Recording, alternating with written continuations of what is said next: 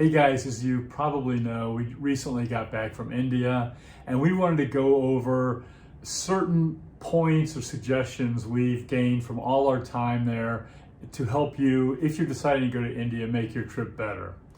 We know that India is an incredible country with so much to see, so much to do, incredible landscape, incredible everything, and the people are obviously very warm as well. But before you go there, you have to know India is a very huge 1.4 billion person country, and it's got a complicated culture, and you can get there and feel overwhelmed. So what we want to do is we want to give you a few pointers so when you get there, you won't have some of the problems we had. And the reason we're giving you these pointers is because we've already done two extended trips there in the last 5 years. And we think we have a few suggestions that might help you. The first one is visa. So we apply for tourist visa from Thailand to got a year visa. So yeah, because I'm an American and she's a Thai and we live in Thailand, you can actually get a 1-year visa. Now, what 1-year visa means is you can stay for 180 days at a time, but still, it's a great visa. And if you're an American, a Canadian, or a Japanese, you can actually get a 10-year visa if you apply from those countries. And before, I actually did have a 10-year visa to India, but again, you can only stay 180 days at a time. But what most people do, the most popular visa right now is an e-visa, which you can apply for online, and it's for 60 days. I think that's good enough for most people who are just going there as tourists or as vloggers or whatever, because it gives you 60 days there, and it's a long time to stay in India at one time. So you can apply online, and we're going to actually give you the link in our description area below. Mm-hmm. Number 2, we're going to talk about packing for your trip. Now you might know, if you saw our last video, we talked about a travel hack where you can go to India with as much as 20 kilos per bag. But the minute you get to India and you fly domestically, it goes down to 15 kilos per bag. So you're gonna wind up, if you're gonna fly around the country, you're gonna be paying for extra kilos for if you have above 15 kilos in your bag. And if you go there with 20, you are gonna do that. And if you do some shopping, you're gonna have way above 20. So you're gonna be paying a lot of money. So our hack is we go with 15 kilos and we keep it at 15 kilos throughout our trip in India, and right before we come back, when we want to buy presents and little trinkets and whatever, that's when we load up and we fly back at 20 kilos, and there's no problem because you're allowed 20 kilos going into India and leaving India. Another thing you need to know is when you get to the airport, you have to show your passport and also your flight details. You might say, oh, you have to do that everywhere, but in India you have to do it before you can even get in the building. So you don't get to walk up to the counter and give them your details. You have to, just to get in the building, you have to do that. Also, things you might want to bring, and we're going to go more into this when we talk about what you shouldn't eat while you're there. These are things you should bring in your suitcase. You should bring diarrhea medicine like Imodium in case you get dysentery, which a lot of people get. You don't get bad dysentery, but you might be sick for a day or two after you've been there for a few days and you've been eating things with different sort of germs and bacteria that your body is used to. Cold and fever medicine, aspirin or Tylenol, and you might want to talk to your physician about getting any vaccinations he recommends. Basically, there's a lot of pharmacies there, so you don't have to worry about. It's not really necessary to load up on all these things before you go, but I would bring just simple things, and because if you do get sick, you may be not feeling well enough to go to a pharmacy or to the doctor. So I'd bring some like Imodium for stomach upset, and maybe some aspirin or Tylenol, whatever you want. And then again, talk to your doctor about vaccinations if he thinks you need some. Yeah, and motion sickness, don't forget that. If you take a trip, like you need to go out to the mountain on the road too. This is the motion sickness queen. If you saw the video when we were going up to Uttarakhand, she got so sick because the roads are like this. So, yeah, that's true. Motion sickness if you're going to be doing a lot of car travel. Yeah, and the boat trip. Okay, so next, this is something else we talked about briefly in our last video, and it's a very important point, is if you have a drone, put the drone in your main bag, but take the batteries out, put the batteries in your carry-on. We were up in Kashmir, and we actually got pulled out of the waiting area, and we had to go down and unpack our bag, and the drone was in there. We had to take our batteries out and put them somewhere else. The airports in India are very security conscious, much more security conscious than most airports you're going to go to. Another time I was there and I missed my flight, so I had to wait a few hours, and they made me, they said either get a hotel or wait outside. So I had to check in the hotel in the airport, which was quite expensive. So they have a lot of security there because India's had some border problems, which most of you know about with China and with Pakistan. And also when you go up to Kashmir, be ready for some really high security. We flew into Srinagar, and Srinagar they don't even really call it an airport, they call it a military installation. It's very high security, which is great. I mean, it's nice to know you have that kind of security when you're flying. Feel really safe. Yeah, you feel very safe. They really check your bags intensely, and also be ready to fill out a form all about yourself when you get in, and even when you depart, you have to do that if you're a foreigner. So be ready for that. And okay, what's the next one? The next one is what to wear over there. In general, women should wear dress, wearing long, loose fitting pants, or dress and loose fitting top as well. So what Anne's telling you is that India's a pretty conservative culture. If you're going to be going to special places like holy sites or temples and mosques and things like that, you have to be pretty conservative. For women, they shouldn't wear sexy outfits like short shorts and mini skirts and tight blouses or anything like that, which you probably know if you've ever been to India. Indians in general dress very, very conservatively, and we'll show you a picture of Anne and I in front of the Taj Mahal when we were there in 2016, and we were actually dressed in Indian clothes, and it's very comfortable. If you want to get them, they're nice. Men wear what are called kurtas, which are these kind of long, baggy shirts that are really nice, and you just wear tie pants on them, which are really baggy. And women wear these things called kameez, or you can even wear saris, but saris are a lot more complex to put together. But kameez is just these long flowing shirts, and then they wear pants underneath it.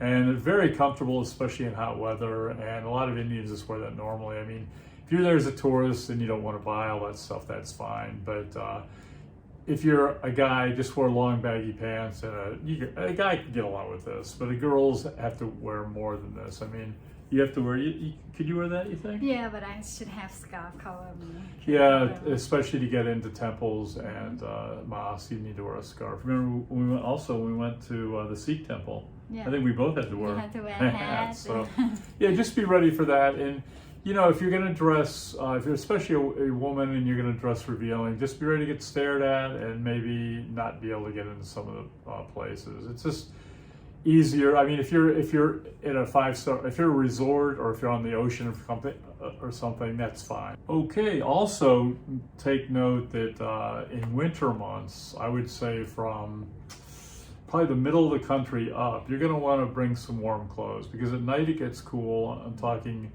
from December till about March. It can get cool at night, and then if you're farther north, I would say from Delhi north, even in the day it can get cold, and definitely up in Kashmir, it snows, a lot during the winter.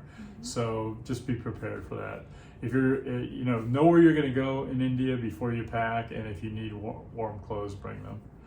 Okay, number 4, cash for your trip.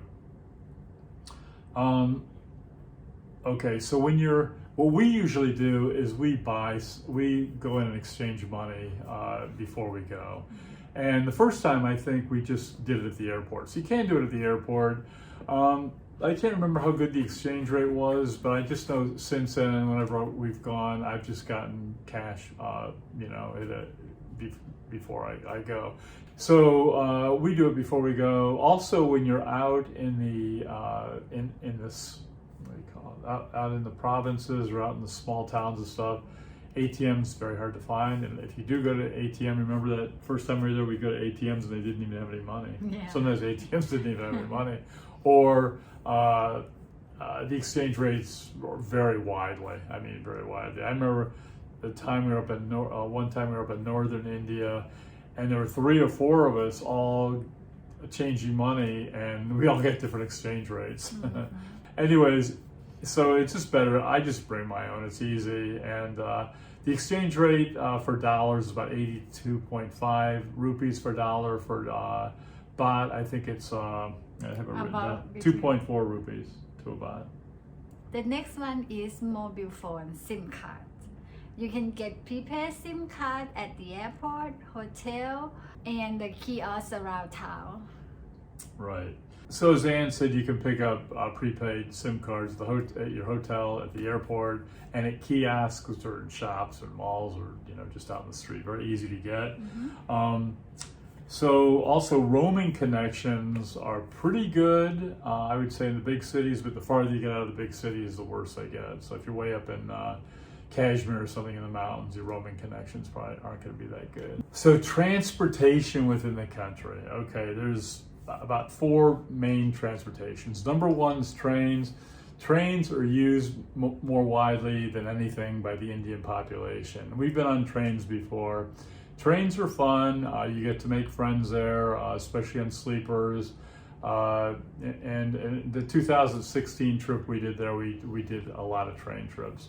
I would say the negative about train trips is they could be sometimes very, very long, and the bathrooms aren't the best, as Ann will contest. Being a woman, for me, it wasn't that bad. As a woman, the bathrooms can, right? Yeah. Okay. And but we've done it before, and trains are kind of fun. One thing I'll say about trains is that before you decide to get on a train, have your hotel or someone who's a local make you the reservations. We're going to give you a website you can get on, but we've heard that people sometimes have trouble with the website. I know in the past when we've taken trains, we've either had our driver or the hotel make the reservations for us. So keep that in mind. But there is a website you can get on and make reservations, and let us know how good it is. I mean, how effective it is. Okay, because we'd be interested to know. Air. This is more expensive, obviously, and but the airplane quality and airport quality in India isn't bad, and a lot of the planes are pretty new, and we fly around whenever we're going someplace that we don't want to drive, we'll fly, and we've had no problem with that. And it's obviously more expensive, but it's still very reasonable prices. Number 3, the third thing is you can take a hired car or a tour bus. We usually hire a driver, and the reason is because we like to maximize our time. In other words, we don't like to waste a lot of time waiting in train stations and being on buses that go really slow in traffic. And so we do that, and we've just learned that for us, that's what we prefer. And the tour buses are okay, but we've done the tours and we've done the tour guide route, and I would say what we like doing is hiring drivers, and you can hire a driver in any city to go anywhere, basically. We hire drivers, we look for a driver who speaks some English in case we need some help, and that seems to work better than getting a tour guide. Tour guides, with a tour guide, usually you have to get a contract, and you have to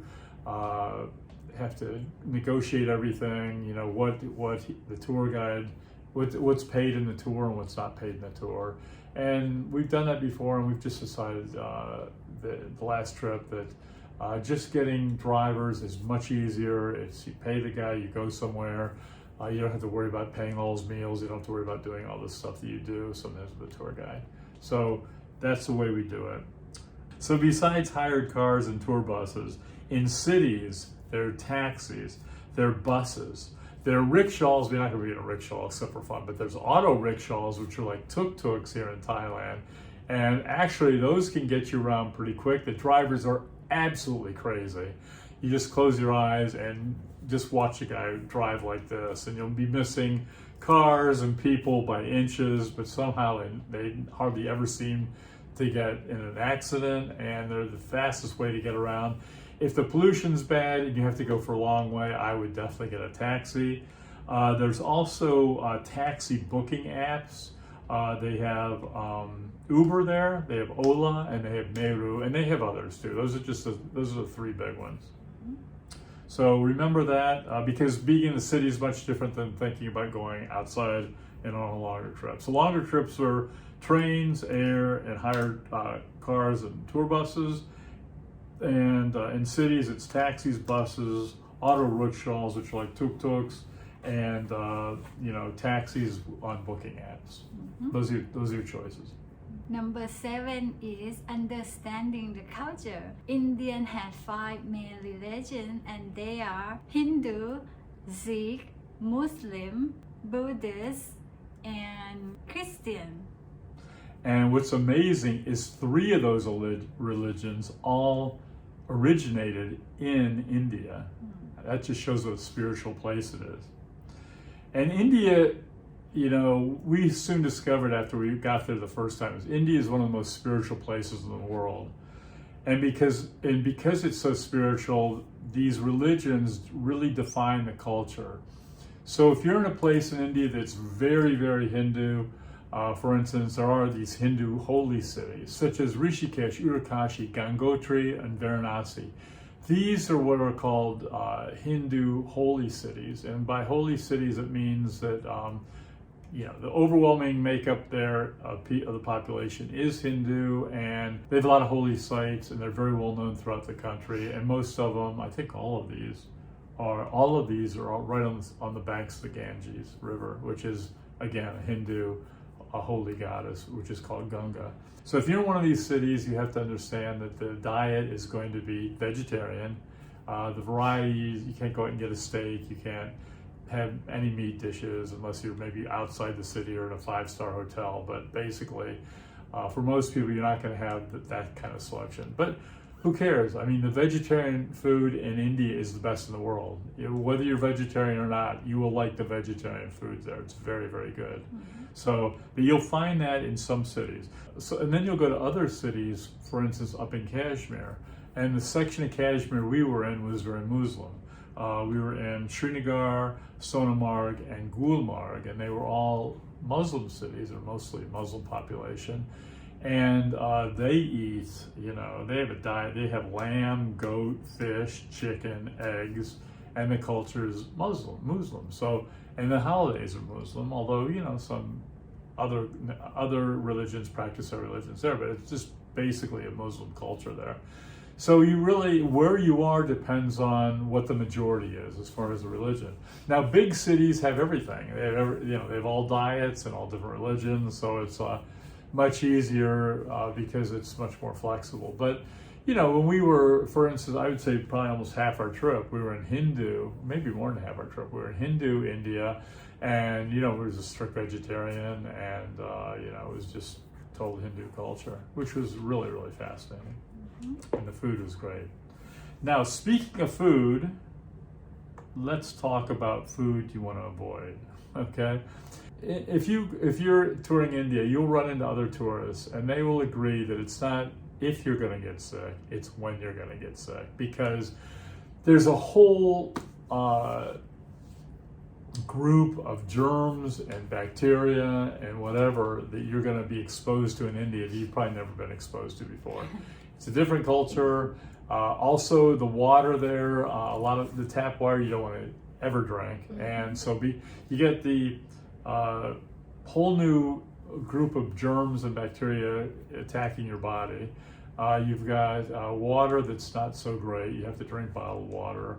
You're eating in restaurants that are usually, you're eating in restaurants where you're hoping they're using filtered water, but sometimes you don't know. And so you have all these things you have to think through. So the first time, I was there before on business before I even met Ann. So I've been there several times, and most of the times I've gotten sick. Either I got sick from something I ate, or I got a really bad cold. And how about you?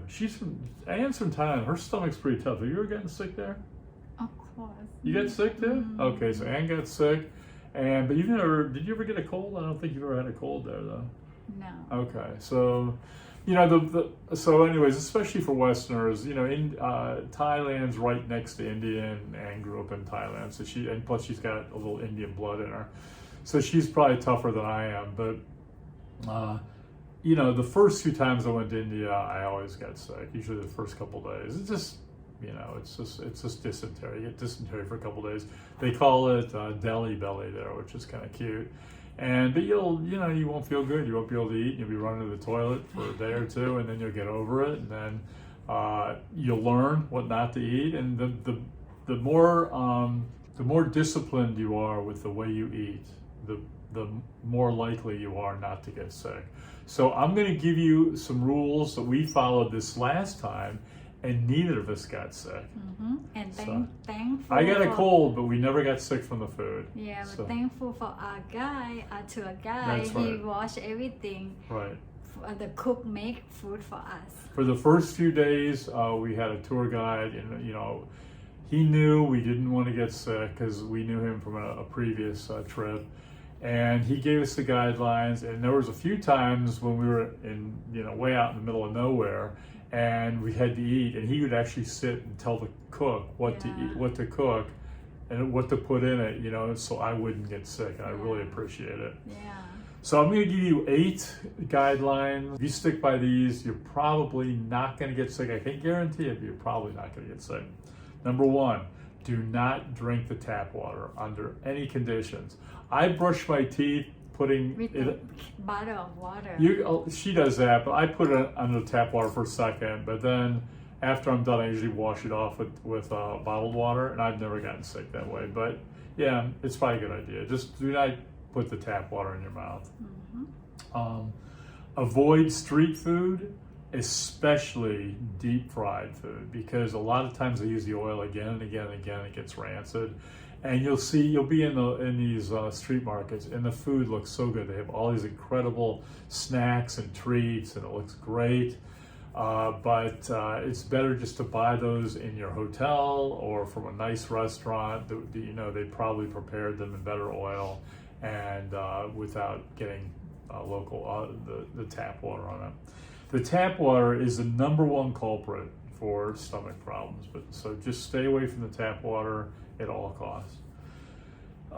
Number 3, be careful with fresh fruits. If you get fresh fruits, I usually get a fruit whole that I can either peel like a banana or a mango, or if you do get it whole, you wash it really well yourself and peel it, okay? And if you get vegetables, make sure they are so piping hot, they've been cooked, right? But also, it's good to know they were washed before they were cooked, because sometimes, especially these small restaurants you see on the side of the road, they don't have water to wash it. They'll wash it in tap water, which isn't good, or they won't wash it all. They'll just cook it. It's easier to get sick. But if it's cooked really, really well, piping hot, you're probably not going to get sick. Do not eat ice. Okay, the ice can be dirty. I've seen ice laying on the floor and a dirty cement. They'll chip it up and they'll put it in drinks sometimes. So just do not eat ice. And unfortunately, I would stay away from the ice cream too, because the ice cream is made with ice, and also dairy products there you might want to stay away from. The cows have different germs and bacteria than the cows maybe in your country, and you can get really sick on dairy products, yogurt, ice cream, so just stay away from them. It's too bad, because there's a lot of really yummy ice cream you see. If you do have ice cream and you're staying in a good hotel or restaurant, you can probably get away with it, but I would not venture outside that.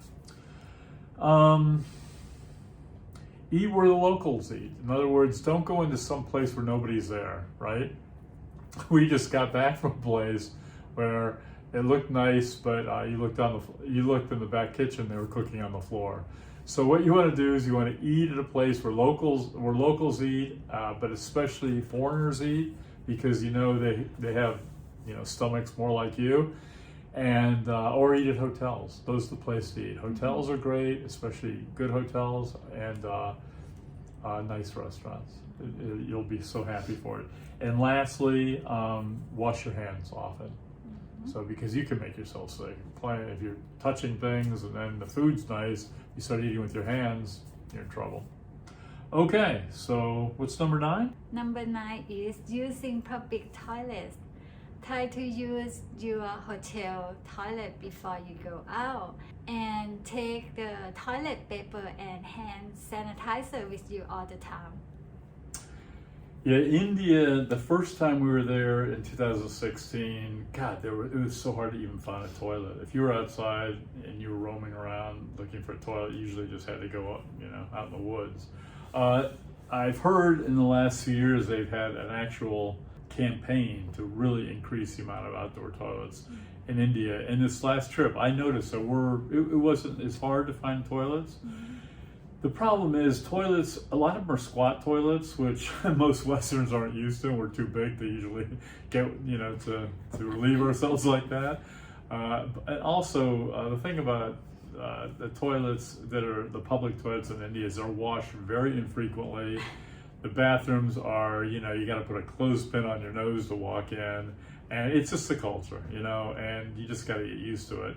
If you don't want to be faced with using public restrooms a lot, what you want to do is before you leave the hotel, take care of everything you can and bring toilet paper with you, because a lot of public restrooms don't have toilet paper, and bring spray-free hands, and just because a lot of them you don't even want to touch the faucets or anything because it's just so dirty in there.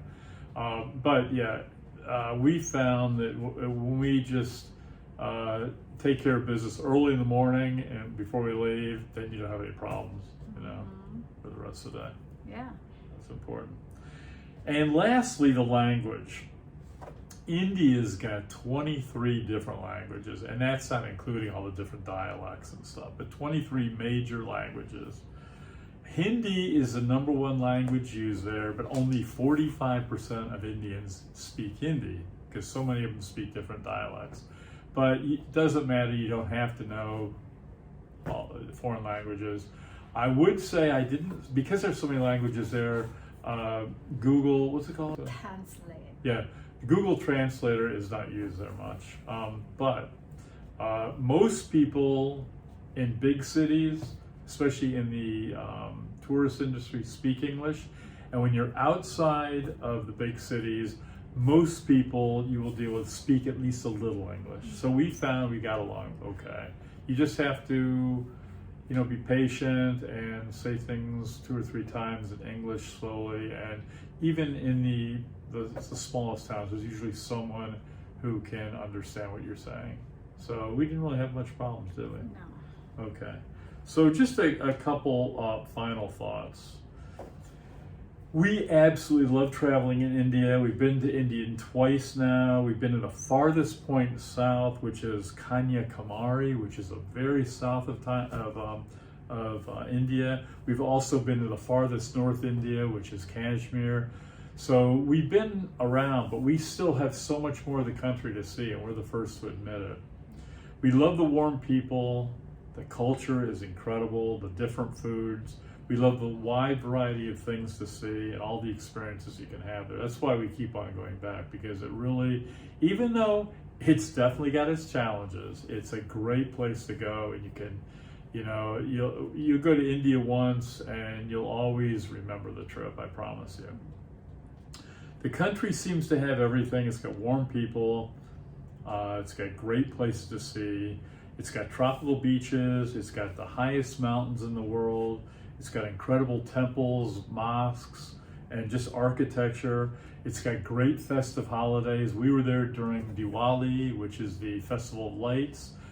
Just a week or 2 ago, they had Holi, which is a festival of colors. There's lots of yoga schools and meditation and religious retreats you can go on. And it's got one of the richest, most interesting cultures in the world. So those are the good things about it, and these are why you should go. So when you do go to India, just enjoy. Yes, it's, we've already pointed out some of the tough things, some of the challenges there, but it's really worth it. And if you're got the hunger to explore and to see new cultures, we really recommend India. It's also incredibly affordable. For instance, you know, if you're staying in Delhi in a 4 or 5 star hotel, it's not going to be cheap, but it won't be a 4 or 5 star hotel rate like New York or anything. But we were, you know, if you're outside the big cities, for instance, when we were in Uttarkashi, we were staying right on the Ganges River. I mean, you could walk out in, you know, probably 50 steps and you'd be in the Ganges River. And we were paying $15 a night, and our daily food budget, each of us, was about $10. So there's a lot of affordable places and beautiful places you can go in India that are very, very affordable. Last thing I'll say is if you need any advice about traveling to India, you can always email us. Our email address is in the description area below. We'd love to help you out, and we hope you like this video. So if you like this video, please give us a thumb up, and if you're new for this channel, you're welcome, and don't forget to subscribe and leave us a comment down below. We will know how you think about this video, and we will see you again together somewhere in the next one. All right, bye. Bye.